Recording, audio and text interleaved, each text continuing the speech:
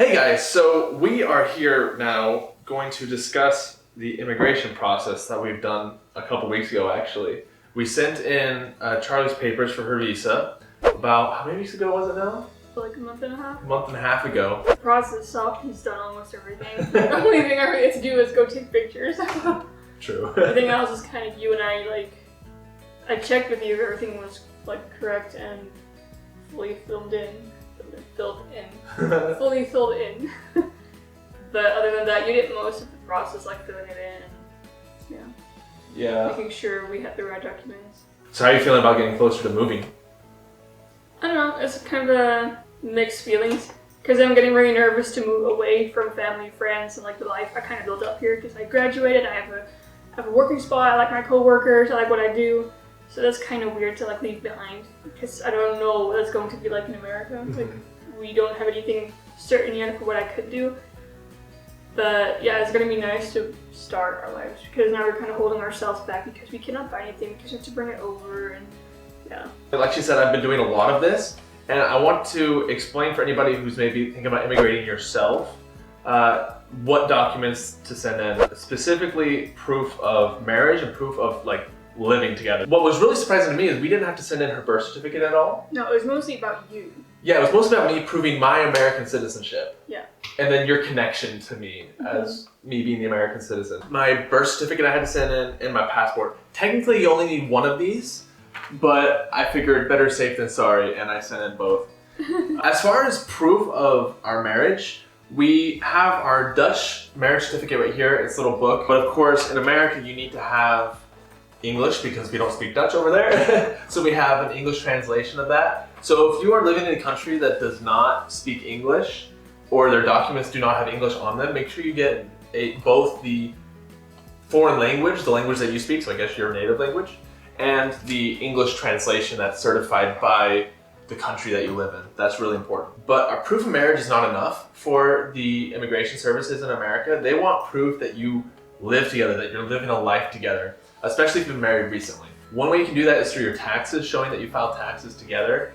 But that was in Dutch. It was going to cost us 300 euros, which is roughly $350 to translate. Anyone that's trying to immigrate knows that you need to save that kind of money. Yeah. So the way we did do that, however, we got proof of residence. So basically one has my name and the address that I live at, and then the other has Charlotte's name and the address that she lives at, which coincidentally happens to be the same address. We also proved it in a number of different ways. I sent a screenshot of our YouTube channel where we obviously are making videos together. I sent a variety of pictures over the last few years of us going to places like Efteling, which is a amusement park, of going to dinner together. Yeah, flying tickets. Ooh, flight tickets, yeah. We have tickets of going to America, I believe they were. Yeah. That's a way to prove it. Oh, I believe I put a screenshot of Facebook.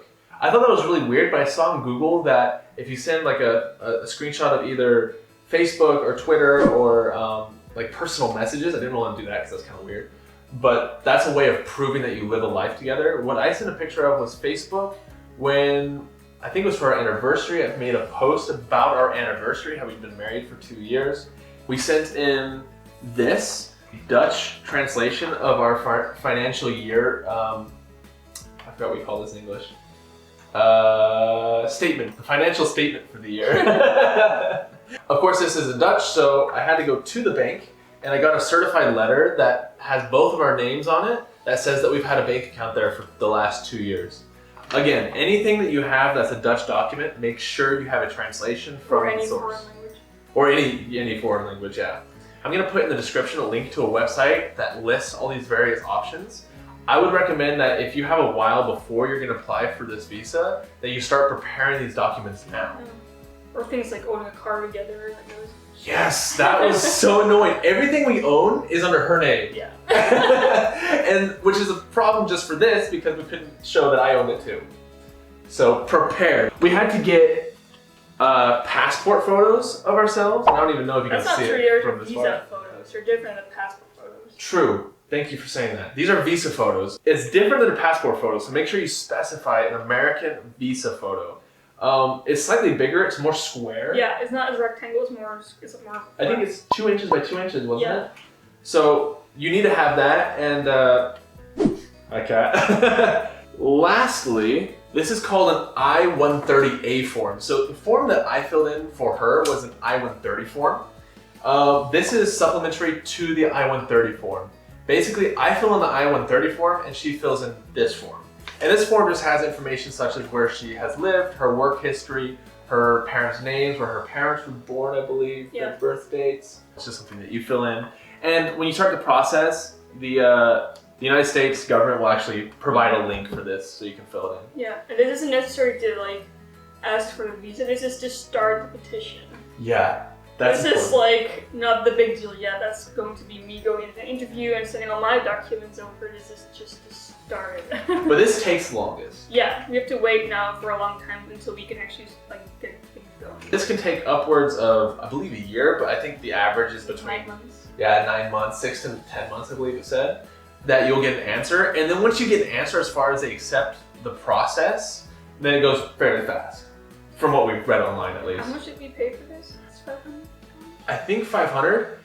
If I'm wrong, I'll put the real number right up there right now because I have to look that up. The form that I had to fill out was a lot of information as far as how long we've been married, have I had any other spouses, have I ever filed a petition. I have a secret to tell you. We had to give information such as my work history, my physical address history, just things like that. It's really simple, the questions. Just make sure you fill them in properly. I'm pretty sure that's it. As we hear more, we'll let you guys know. Yeah, now it's a long wait. If you guys have any questions, feel free to reach out to us. Our email is actually in the description below. So if you personally are going through this and you're not sure quite exactly how to go about it, feel free to reach out and ask us. And if we don't know the answer, I mean, I've gotten pretty good at looking these things up. So yeah, we know where to go. we know where to go. So feel free to ask. Anyhow, that'll do it for today. See you in the next one. See ya. Ciao.